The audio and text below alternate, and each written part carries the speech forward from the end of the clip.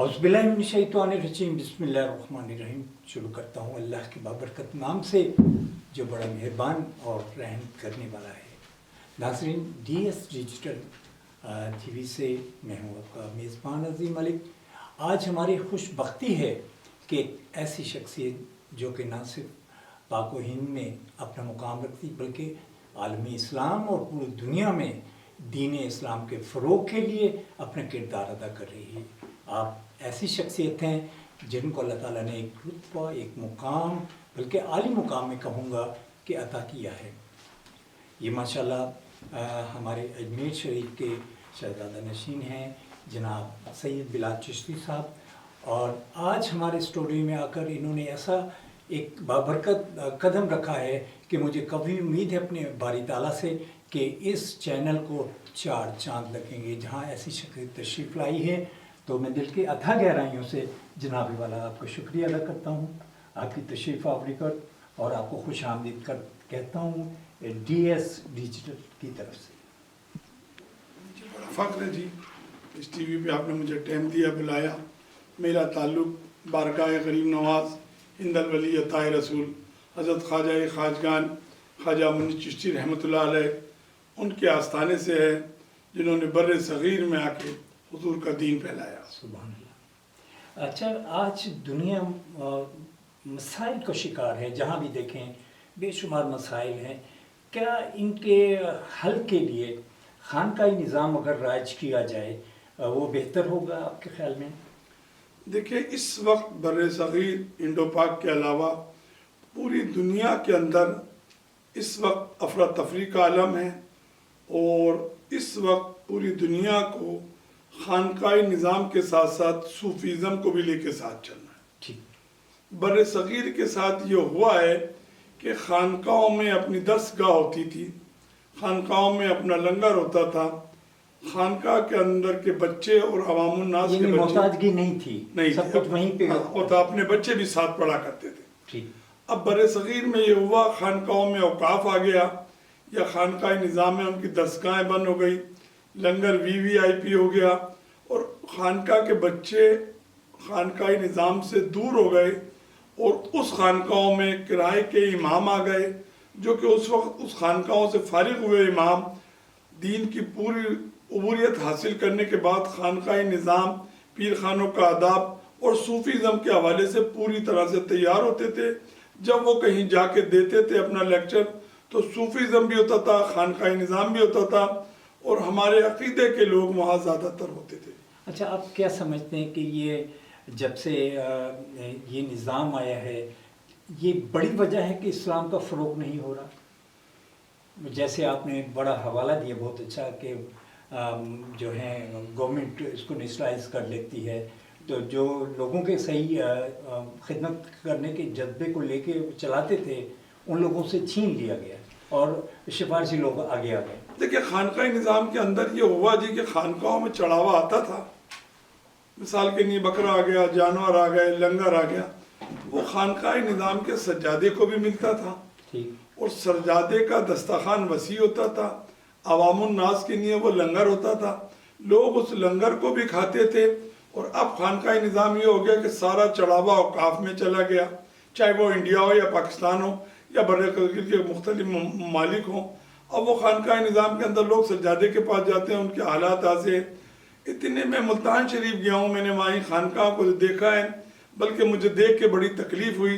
शाह महमूद कुरैशी साहब का आस्थाना है, दूसरे साहबगान हैं, यूसुफ गिलानी का आस्थाना, उन्होंने अपने बुज़ुर्गों के उस आस्थाने के ऊपर अपने वज़ीर आज़म या और ओहदे के होने के बाद भी उस निज़ाम को कायम और दायम नहीं रखा, बल्कि औकाफ वहाँ हैं, और औकाफ में अक्सर और बेहतर लोग जो हैं वो अकायद के दूसरे लोग होते हैं, उनका एक अपना अंदाज़ होता है। तो खानकाही निज़ाम सज्जादगान या उसके जो औलाद है वही संभाल पाती है, और वही इस चीज़ को और वो उनके सही वारिस भी हैं जी। अच्छा, ये सिफारशी लोग भी इसमें ले आते हैं औकाफ जी में? जी, औकाफ में ले आते हैं, वो एडमिनिस्ट्रेटर बन के आ जाते हैं। उनको पता ही नहीं है साहिब सज्जादा की क्या निस्बत है, साहिब मज़ार का क्या आलम है। उस तसव्वुफ के हवाले से जो वो दरसगाहें हैं, उन दरसगाहों में उस वक्त सूफीज़म का निज़ाम, औलिया इकराम की तरबियत, اولیاء رام نے انہوں نے دنیا میں آ کے کیا کام کیا، حضرت داتا گنج حجویری رحمۃ اللہ علیہ، قلعہ غریب نواز، اس کے بعد غوث الثقلین کا ایک مقام ہے، گولڈا شریف، مہار شریف، سیال شریف، توسا شریف، یہ سب خانقاہی نظام کے ساتھ عوام الناس کو لے کے بھی آتے تھے اور دین کی طرف پکا رکھا جاتا تھا۔ اچھا، میں ایک سوال کرنا چاہوں گا کہ آج کا جو مولوی ہے جو آج کا عالم ہے، واجب الاحترام ہے ہمارے لیے، ان میں تفرقہ بازی ہے، جبکہ آپ جیسا کہ آپ کہہ رہے ہیں کہ روحانیت میں یا آپ کے خانگاہی نظام میں ایسا ہرگز نہیں تھا، ہر شخص جو اپنا کام کرتا تھا دین کی حقیقی طور پر خدمت ہو رہی تھی۔ دیکھیں آج کا جو مولوی ہے، معذرت کے ساتھ کہتا ہوں، مولوی اور خانقاہی نظام میں بن ہی نہیں سکتی۔ اگر مولوی خانقاہی نظام سے فارغ ہے تو وہ بات کرے گا، اور مولوی قرآن اور حدیث سے بات کرے گا تو وہ لا کے اس پیج میں پھنسا دے گا کہ بہت سی باتیں ہیں، مثال کے لیے قدم بوسی، چومنا، رکھنا، یہ سارے آداب ہوتے ہیں خانقاہی نظام کے۔ وہ مولوی ضرور تعلیم یافتہ ہے، کتابیں پڑھنے سے میں کہتا ہوں علم نہیں آتا ہے۔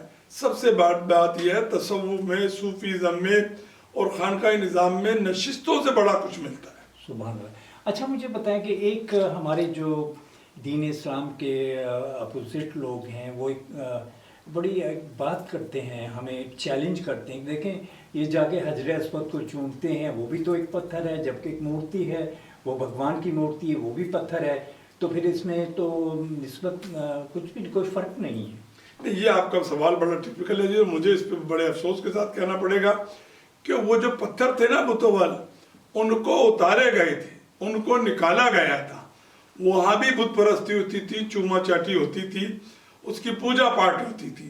وہ بھی ایک پتھر ہے جو بتوں کو، اس کو نکال کے ایک پتھر سنگ اسود ہے جو جنت سے آیا ہوا پتھر ہے، اسے چوما جاتا ہے، اس کی پوجا پاٹ نہیں ہوتی ہے، اسے بوسہ لیا جاتا ہے۔ اور ایسا ہے بالکل اس پتھر کے لیے کہ اس پتھر سے جو بھی گزرے گا روز محشر میں وہ پتھر بتا گا کہ یہ آگا۔ جنت کا ایک چھوٹا سا ٹکڑا ہے، چھوٹا سا وہ ہے، اس کا یہ عالم ہے تو پوری جنت کا کیا عالم ہوگا۔ اور لوگ اس سے گزر کے بسم اللہ، دور سے ہی پٹی بندی ہوئی ہے، جن حضرات گئے جو جاتے ہیں ان کو علم ہے، دور سے بسم اللہ، اللہ اکبر، بسم اللہ۔ اب تو یہ ہو گیا کہ پتھر نیچے ہے تیسری منزل تک۔ میں ان لوگوں سے کہنا چاہتا ہوں جو بت پرستی، پوتی پوجا اور چومنے کے بڑے خلاف ہیں، کیا سنگ اسود کو چومنا، بوسہ دینا اور پھر تیسری منزل سے آپ بوسہ دے رہے ہو، کیا یہ ممکن ہے؟ پتھر کا ایک اپنا مقام ہے، پتھر کی ایک اپنی جگہ ہے، اور جب اس کو اللہ تعالیٰ نے اتنا اپنے بارگاہ سے اتنا عطا کیا ہوا ہے کہ روز محشر میں 2 کروڑ لوگ 3 مہینے میں 4 مہینے میں اس کے آگے سے گزرتے ہیں۔ آج سائنس کا دور ہے، اتنی جی پی اتنی جی پی کہنا، وہ پتھر روز محشر میں جتنے بھی اس کے آگے سے گزرے ہیں ان کی سفارش کریں۔ اس کی وین بہت زیادہ ہے، آپ کا کیا خیال ہے کہ وہ جیسے کمپیوٹر میں فیٹ کرتے ہیں تو اس سے بھی زیادہ پاورفل ہے؟ ان تو نو لیمٹ ہے جی، جنت کا پتھر ہے، مذاق ہے۔ حضرت عمر نے فرمایا جب چوم رہے تھے، کہا میرے نبی نے تم کو چوما ہے۔ حضرت عمر سے بڑھ کے تو بات نہیں ہے، اور میں بھی تمہیں چومتا ہوں، بوسہ دیتا ہوں۔ بوسہ سجدہ یہ بڑا فرق ہے، بوسہ ہونٹوں سے لیا جاتا ہے، سجدہ کعبے کی طرف منہ ہو، آدمی کی نیت ہو، پیشانی ناک زمین میں ٹکی ہو، منہ کعبے شریف کی طرف ہو، اس کو منہ سے چوما جاتا ہے۔ بوسہ اور سجدے میں بڑا فرق ہے۔ اچھا، آپ ماشاءاللہ تشریف لائے ہیں، کل بھی ایک بہت بڑا فنکشن تھا امیر حمزہ، تو شہداء کا مقام کیا شہداء واقعی زندہ ہوتا ہے جو آج اپنے وطن کے لیے یا ملک کے لیے شہادت نوش کرتے ہیں، کیا ان کا مقام بھی کیا درجات ہیں؟ دیکھیں سید الشہداء کی اگر بات کریں تو سید الشہداء ایک ہی ہیں، حضرت حمزہ۔ اور دوسری بات، اگر آپ جن ملک کے لیے جانثاری کرنے کے لیے، اپنی وفاداری کے لیے کوئی بندہ ملک پہ نچھاور ہوتا ہے، وہ جنگ میں لڑتا ہے، اس کا بھی شہداؤں کا مقام ہے۔ اور حکم یہ ہے کہ وہ شہداء جس کنڈیشن میں ہو، جس حالت میں ہو، اس میں دفنا دیا جائے۔ شہداؤں کا مقام ہے، بڑے اچھے انداز میں شاعر نے کہا ہے، ہم کم غم نہیں کرتے، ہم کم غم نہیں کرتے، زندہ و جاوید کا ماتم نہیں کرتے۔ تو شہداء زندہ و جاوید ہیں، ان کا اپنا مقام ہے۔ بہت اچھی بات ہی کہا یہ جاتا ہے کہ اسلام زندہ ہوتا ہے ہر کربلا کے بعد۔ اس فلسفے پہ تھوڑا سا ہمیں بریف کریں۔ دیکھیں اس بات پہ اگر ہے تو بڑا لوگوں کا اختلاف ہے. میرے آقا اور مولا حضرت خواجہ خواجگان خواجہ معین چشتی رحمۃ اللہ علیہ فرماتے ہیں شاہ ہست حسین بادشاہ ہست حسین دی ہست حسین سبحان اللہ. دی پناہ ہست حسین. یہ ہے جو بات سرداد نداد دردست یزید حقا کے بنا لا الہ ہست حسین. لوگوں کا اختلاف یہ ہے.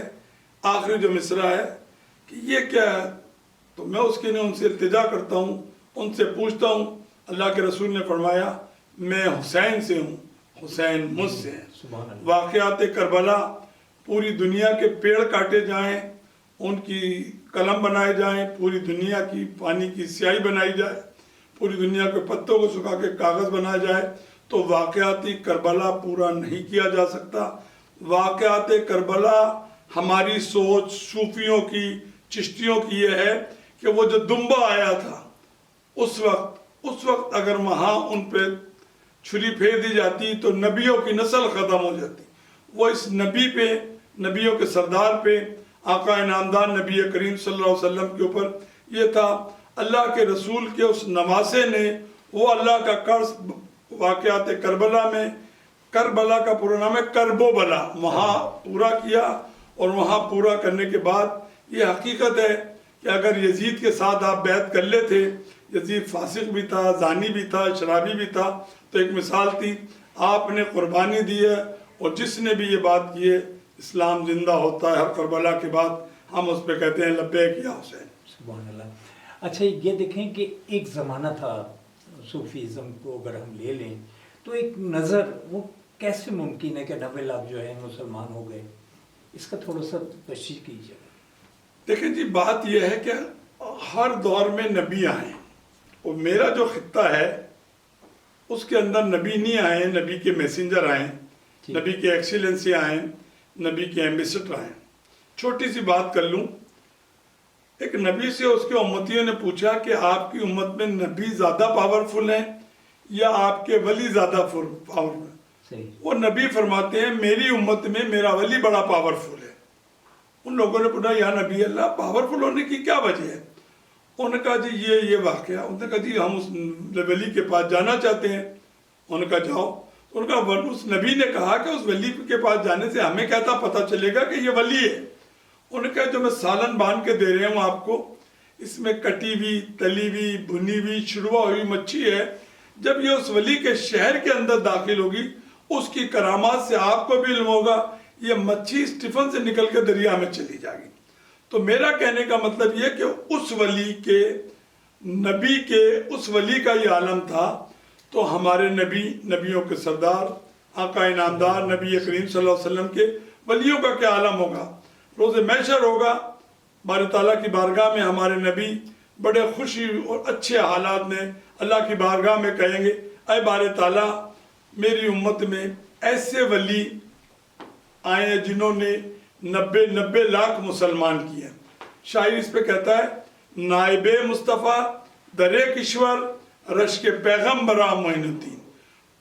اللہ کے نبی کو اپنے امت میں ان ولیوں سے بڑا فخر ہوگا جن میں غوث الثقلین, خواجہ بزرگ, داتا گنج حجویری رحمۃ اللہ علیہ, یہ اللہ کے نبیوں کے اس دور کے نبی, انبیاء, اولیاء سے بڑا مقام رکھتے ہیں. نبی اتنے سال رہے 7 مسلمان کیے, اتنے سال رہے. اس نبی کے امت نے 63 سال کی عمر کے اندر 90 لاکھ مسلمان کیے ہیں اور عطائے رسول کا خطاب حضور کی بارگاہ سے ملا اور بر صغیر میں آ کر حضور کا دین پھیلایا. جی ماشاءاللہ. کوئی ایسا میسیج دیں کہ ہمارے نوجوان بھی اس سے مستفید ہوں اور دین اسلام کی خدمت بھی ہو سکے. دیکھیں میں اپنے آستانے کی بارگاہ سے, اپنے خانقاہ کی جانب سے اس ٹی وی کا شکریہ ادا کرتا ہوں جنہوں نے بلا کے مجھے ٹائم بھی دیا, وقت بھی دیا. اور میں یہ چاہتا ہوں کہ یہ جو میسیج ہے یہ عطائے رسول کی بارگاہ کا ہے. کم سے کم ہمارے مشائخ, علماء اپنے مریدین کو وقت نکال کر ٹائم دیں, ان کی تربیت کریں, ان کو بٹھائیں اور سمجھائیں. صوفیزم بڑا اچھا سا ایک حلقہ ہے, صرف تھوڑا ٹائم دیں. اللہ کے رسول کے نزدیک, اللہ کے ولیوں کے قریب آدمی جا سکتا ہے, پہنچ سکتا ہے. اور صوفیزم کے ایک معنی یہ ہے جس طرح ایک پیڑ ہوتا ہے وہ نیچے جانور کو بھی سلاتا ہے، انسان کو بھی سائے میں بٹھاتا ہے، اوپر بٹھا۔ صوفیزم کے معنی ایک پیڑ کی طرح ہے۔ صوفی ہر آدمی کو اپنی بارگاہ میں، خانقاہ میں آنے دیتا ہے، اسے بولنے کا رائٹ دیتا ہے، اور جب تک ساتھ نہیں بیٹھیں گے ایک دوسرے کا ہمارا نہیں کھلے گا۔ عوام الناس لوگ پیروں سے یوں ڈرتے ہیں کہ پیر ان کو ٹائم نہیں دیتے ہیں، پیروں کو ٹائم دینا چاہیے، ان کے ساتھ بھائی چارے کا پیغام رکھنا چاہیے۔ ہم عطائے رسول کی بارگاہ سے ہیں، غریب نواز ہمارے جد کا نام ہے، ہم بھی لوگوں سے ملتے ہیں، جلتے ہیں، جو میسج ہوتا ہے وہ دیتے ہیں۔ ہم چاہتے ہیں اگر آدمیوں کو اس چیز سے ہمارا اعتراض ہے تو عطائے رسول کی بارگاہ میں آ کے دیکھیں، 80% لوگ نان مسلم آتے ہیں، اور کبھی کبھی تو ایسے لوگ آتے ہیں جو قرآن کا دل سورہ یاسین اس انداز میں پڑھتے ہیں کہ بار بار ہم ان سے پڑھاتے ہیں، اتنے نان مسلم اتنے خوبصورت انداز میں اس کا ترجمہ کرتے ہیں اور کہتے ہیں ہر روز ہم پڑھتے ہیں۔ سبحان اللہ۔ تو پھر کیا وجہ ہے جبکہ اس میں سچائی ہے صوفیزم میں، تو اس میں ترقی کیوں نہیں دیکھنے میں آ رہی؟ دیکھیں پہلے جو ہوا کرتا تھا تو پیر کے پاس جب مرید آتا تھا تو پیر کا جو روحانی رغبہ اس کے دل پہ ہوتا تھا، اس کی نظر دل پہ ہوتی تھی۔ اب مشائخ علماء جو ہیں، میں خانقاہ نظام میں مجھے شرم آتی ہے بات کرتے ہوئے بڑے آستانے سے، اب جو پیر کی نسبت ہے، جو سوچ ہے، وہ بجائے دل کی جگہ جیب پہ ہوتی ہے۔ تصوف میں جو ہے بندہ ادھر نہیں جا پاتا ہے، اور اللہ اس دور میں ان ولیوں کے صدقے میں ہمارے مشائخ علماء کو اچھی تربیت دینے کی توفیق عطا فرمائے۔ مرید ہونا بڑا آسان ہے، مرید ہونا۔ دیکھیں حضرت بابا فرید گنج شیخ رحمۃ اللہ علیہ کا آخری ایام تھا، آستانے سے فارغ ہو کے جا رہے تھے، نہ پیسہ تھا، نہ جاگیر تھی، نہ کوٹھی تھی۔ حضرت قطب الدین بختیار کاکی نے کہا فرید روٹی لے آؤ۔ ایمان کی جو پختگی ہے وہ یہ ہے۔ پیر آستانے سے یہ کہتے ہیں نا فنا فی رسول اور فنا فی شیخ۔ بابا صاحب روٹی لینے گئے، وہاں بڑا جمع غفیل تھا، یہ ادھم مچا ہوا تھا کہ کوئی شخص آ رہے ہے جو اس کو دیکھے گا وہ جنتی ہے۔ بابا صاحب روٹی کی دکان پہ کھڑے رہے، بات کرتے رہے۔ جب وہ اللہ کا ولی قریب آیا تو بابا صاحب نے آنکھیں بند کر لی۔ لوگوں نے دیکھا، اس اللہ کے ولی کے لیے اعلان تھا۔ بابا صاحب روٹی لے کے گئے، کچھ لوگوں نے کہا فرید پاگل ہے، تو نے نہیں دیکھا؟ اب روٹی لے کے وہ آخری ایام تھا، آخری۔ حضرت قطب الدین بختیار کاکی اوشی نے پوچھا فرید روٹی لانے میں دیر کیوں ہوئی؟ سرکار یہ اب حاجرہ تھا۔ فرمایا جس ذات نے مجھے پیدا کیا ہے اس کی قسم، اس ولی کو دیکھنا، جو اس ولی کو دیکھے گا وہ جنتی ہے۔ فرمایا فرید تم نے اپنی جنت کھو دی۔ میرے بابا فرید زود الانبیاء فرماتے ہیں ان کی آنکھوں میں پانی آیا کہ میری آنکھوں نے تو آپ کو دیکھا ہے، میری نسبت تو آپ سے ہے۔ میں اس کو حضرت قطب الدین بختیار کاکی رحمۃ اللہ علیہ اونچی 2 فٹ زمین سے اچھلے اور فرمایا فرید تیری بارگاہ میں ایک دروازہ ہوگا، جو توبہ تلہ کر کے گزرے گا وہ جنتی ہوگا۔ تو بعد کچھ کھونے کے بعد پانا ملتا، فرید بھی دیکھ لیتے جنتی ہو جاتے۔ دوسری بات اور کر لوں جو آپ پوچھنا ہی چاہتے تھے مجھ سے، غریب نواز کے دادا مرشد تھے خواجہ حسن زندانی رحمۃ اللہ علیہ، انہوں نے حضرت غریب نواز کو بلایا اور کہا معین الدین ہماری اس خانقاہ سے فلاں دن ایک اللہ کے ولی نے دیدار کرانا ہے، مختصر لوگ آئیں گے، تم ان کو دیکھنا، ان کو دیکھنے سے جنت تمہیں عطا ہو جائے گی، لیکن ایک بات دھیان رکھنا، اس راز کو راز رکھنا، اس راز کو فاش مت کرنا۔ معین الدین نے پوچھا حضور فاش کر دیا تو کیا سزا ہے؟ فرمایا جنت تم پہ حرام ہو جائے گی۔ میرے جد اعلیٰ حضرت خواجہ معین الدین چشتی عطائے رسول اس خانقاہ سے اٹھے، اس شہر، گاؤں، دیہات، پنڈ، پورے اس صوبے کے اندر پھرے اور اعلان کرا کہ میرے جد اعلیٰ حضرت خواجہ حسن زندانی رحمۃ اللہ علیہ فلاں دن ان کی خانقاہ سے ایک اللہ کے ولی نے دیکھنا ہے، تمام حضرات تشریف لے آئے۔ جس دن اس اللہ کے ولی نے دیدار کرانا تھا، حضرت غریب نواز رحمۃ اللہ علیہ جب پہنچے تو خواجہ حسن زندانی نے پوچھا معین الدین تم نے اس راز کو راز نہیں رکھا، فاش کر دیا، اب تم پہ جنت حرام ہو جائے گی۔ میرے جد اعلیٰ مسکرائے اور فرمایا کائنات کے مالک، نبیوں کے سردار، آقا انعامدار نبی کریم صلی اللہ علیہ وسلم ساری زندگی امتی امتی امتی، اگر حضور کے امتی کثیر تعداد میں جنت میں چلے جائیں گے اور ایک معین الدین دوزخ میں جاگا، اسے کہتے ہیں صوفیزم، تصوف، مرشد خانہ، تو ایک معین الدین کی ذات پہ فرق نہیں پڑے گا۔ خواجہ حسن زندانی آپ کے دادا مرشد تھے، اور فرمایا معین الدین ہم تمہیں آج سے غریب نواز کا خطاب دیتے ہیں۔ سبحان اللہ۔ تو اس آستانے میں آج ہر مذہب و ملت کے لوگ آتے ہیں، اس آستانے سے فیضیاب ہے۔ بر صغیر میں پوری دنیا میں آپ کا بڑا نام ہے، کچھ خواجہ صاحب جانتے ہیں، کوئی عطا رسول کہتا ہے، کوئی معین الدین کہتا ہے، کوئی جو ہر ایک کا اپنا اپنا عقیدہ ہے، اس آستانے سے آج بھی کوئی خالی نہیں جاتا ہے۔ ایک سوال آخری میں کرنا چاہوں گا کہ آپ کے خانقاہ نظام میں یا صوفیزم میں یا علماء کرام جو ہیں وہ اللہ سے اپنے مرید کی دوری کر دیتے ہیں، اس کو نماز کی، تبلیغ کی یا جو احکامات اسلام نے دیے ہیں اس پہ عمل پیرا ہونے کی تلقین نہیں کرتے، بلکہ ان کو اپنے گرد گھیرے میں لے لیتے ہیں۔ اس کی وجہ بتائیں، اور یہ کیا صحیح ہے؟ دیکھیں، اس وقت دنیا میں بڑی افراتفری ہے اور آدمی اتنا پریشان ہے کہ وہ ڈوبتے کو تنکے کا سہارا ڈھونڈنا چاہتا ہے۔ وہ لوگ پیسے ہوتے ہیں، جہاں ان کو لوگ کہتے ہیں بیچارے چلے جاتے ہیں، اس پیر کو پتہ ہے یا نہیں پتہ ہے، اس پیر کو نسبت ہے یا نہیں نسبت ہے۔ آج آدمی کا وضو نہیں ٹوٹتا ہے، پیر بدل لیتا ہے۔ پیری مرید دیکھیں نا، بابا صاحب نے جنت چھوڑی نا جی، کیا ہوا؟ غریب نواز نے اپنے دوزخ میں جانے کے امکانات پورے تھے، فرمایا نہیں معین الدین تمہیں ہم غریب نواز کا خطاب دیتے ہیں۔ تو تربیت بھی نہیں رہی، خانقاہ نظام بھی نہیں رہا، اور عوام کا جو آدمی ہے، عوام الناس جو ہے، وہ چاہتا ہے میرا کام ابھی ہو جائے، اس وقت ہو جائے، آج ہی ہو جائے۔ یہ پاسبل نہیں ہے۔ ہر ایک چیز کے لیے اپنے آپ کو کنٹرول میں کرنا ہوتا ہے، اپنے طریقے سے چلنا ہوتا ہے۔ ڈاکٹر آپ کو دوائی دے سکتا ہے، کھانی آپ نے ہے، 4 خوراک ہے، 4 خوراک ہی کھانی ہے۔ ٹائم سے کھاؤ گے فائدے کی ہوگے، اکٹھی کھا لو گے انفیکشن ہو جائے گا۔ تو پیر تربیت ہی دے سکتا ہے، لیکن جانے سے پہلے لوگوں کو اپنے آپ کو تیار رکھنا چاہیے۔ جانے کے بعد پیر کی بارگاہ میں رہنا چاہیے، آداب سیکھنے چاہیے۔ اور میرے اپنے خانقاہ نظام کے ادارے سے کہتا ہوں، آج بھی ایسی خانقاہ ہیں جہاں دیکھ کے بڑا، میں ابھی ٹرکی گیا ہوں، تصوف میں دیکھیں کیا ٹرکی کے لوگ ہیں، بر صغیر کے کئی ممالک ہیں، پاکستان کے کئی آستانے ہیں، تو اس میں کوئی بھی نہیں۔ آج بھی میں مسجد میں گیا ہوں، ایک بندہ 10 سال پہلے مجھے ملا ہے، آپ بلیو کرو گے نہیں کرو گے؟ ہم پوچھنے آئے تو میرا ساتھی اس سے پوچھا تھا، میں نے بلایا انور ادھر آؤ، انہوں نے کہا جی میں نے نہیں پہچانا۔ میں نے کہا بیٹا 10 سال پہلے، اچھا بلال سائی ہو آپ؟ میں نے کہا ابھی وہ وہاں سے ممبر آف پارلیمنٹ کا الیکشن لڑنے کی گلے جاتلا کا ہے۔ تو بات یہ ہے کہ سودا آخرت کا ہوتا ہے، ہمارا پیری مریدی جو ہے وہ آخرت کے سودے کے لیے، دنیا میں تو ہے ہی، لیکن جب مرید کو آپ دنیا میں بھول جاؤ گے تو آخرت میں کیا کام کرو گے؟ جی بہت شکریہ۔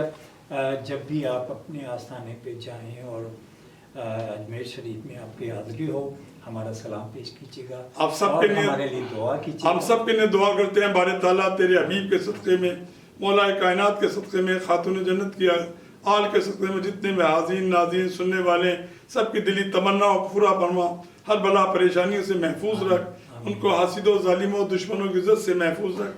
بار الہ ہم سب کو حضور کی سنت پہ چلنے کی توفیق عطا فرما، حضور سے عشق محبت عطا فرما، ہم سب کو نیک صالح بنا۔ بار الہ مشائخ علماء جتنے بھی لوگ ان کی ذاتی بات سب میں کامیابی کامرانی عطا فرما، اس چینل کو کامیابی عطا فرما، یہ چینل پوری دنیا میں غریب نواز کے مشن سے، صوفیوں کے مشن سے پھیلائے اور کامیابی کامرانی عطا فرما۔ بار الہ اس غلام کی دعا قبول اور مقبول فرما۔ یہ ہمارے بڑے محسن ہیں، بڑے ساتھی ہیں، بڑے عرصے سے ہم سے خدمت لیتے ہیں، اللہ ان کو بھی صحت تندرستی عطا فرما۔ یا معین احمد مرسل کی رسالت کے لیے، یا معین شبر و شبیر کی عظمت کے لیے، یا معین حضرت خاتون قیامت کے لیے، یا معین غوث الثقلین کی سخاوت کے لیے، ان سب حاضرین ناظرین کے غلاموں کی جھولیوں کو بھر دو پنجتن پاک کے لیے۔ وصلی اللہ تعالیٰ علی محمد وآلہ وسلم۔ دل کی عطا گہرائیوں سے پروگرام سمیٹنے پہ میں آپ کا شکریہ ادا کرتا ہوں کہ آپ تشریف لائے، اور مجھے ایسا لگتا ہے کہ انشاءاللہ آپ کے قدم مبارک یہاں پڑے ہیں چینل پہ تو اللہ تعالیٰ برکت ہی برکت ڈالے گا، اور جو دعائیں آپ نے دی ہیں پورے عالم اسلام کے لیے ہیں، میں دل کے عطا گہرائیوں سے اس کے لیے بھی، اور اپنی انتظامیہ کی طرف سے، جناب اکبر صاحب کی طرف سے، جناب ہمارے جتنے بھی ساتھی یہاں پہ کام کر رہے ہیں، شفیق الرحمان صاحب کی طرف سے، اور ہمارے رانا صاحب کی طرف سے آپ کا شکریہ ادا کرتے ہیں۔ ہمارا پورا سٹاف جو ہے मशकूर और ममनून है कि आपके कदम रंजा यहाँ पे आए और इस चैनल को एक ऐसा करज दे के जा रहे हैं, एक ऐसी दुआओं में माशाल्लाह आपके इतनी ताकत है कि मुझे कभी उम्मीद है कि तनदेही से हम काम करेंगे और इसको बामे अरूज तक पहुँचाएँगे। जज़ाकल्लाह खैर। हम चाहते हैं जनाब, मैं मेरी खानका की जानिब से इस चैनल के सभी हजरात को अताए रसूल हज़रत ख्वाजा मुनीश रहमतुल्लाह की बारगाह की हाज़िरी की दावत भी देता हूँ। और वहाँ आके आप देखें 120 मन की जो देग है, सीढ़ियाँ लगा के खाना निकलता है, उसकी डॉक्यूमेंट्री बनाएं, पूरे आस्थाने में फिरें और वहाँ पे देखें किस तरह से लोग कैसे आते हैं, कैसे माँ का लंगर है। सारे आपके स्टाफ को दावत देता हूँ अताए रसूल हिंदुस्तान की तरफ। ये हमारे शफीकुर रहमान साहब हिम्मत करेंगे इंशाल्लाह, इनसे दरख्वास्त करेंगे ये ज़रूर जाएं अजमेर शरीफ, इनकी हाज़िरी हो और इनके आप मेज़बान बने, आपके मेहमान बने। सो बिस्मिल्लाह मानिए। इसी के साथ अपने प्रोग्राम को मैं समेटता हूँ। इंशाल्लाह ऐसे प्रोग्राम आपकी खिदमत में लाएंगे और बड़ी बड़ी हस्तियाँ जो दुनिया में इस वक्त दीन की खिदमत कर रही हैं उनको आपके सामने लाएंगे और उनसे बहुत कुछ हासिल करेंगे, दीन भी और दुनिया भी। अपने मेज़बान अज़ीम मलिक को प्रोग्राम ख़त्म करने की इजाज़त दीजिएगा। अल्लाह ने चाहा तो फिर मिलेंगे। अल्लाह आपका हामी नासिर हो।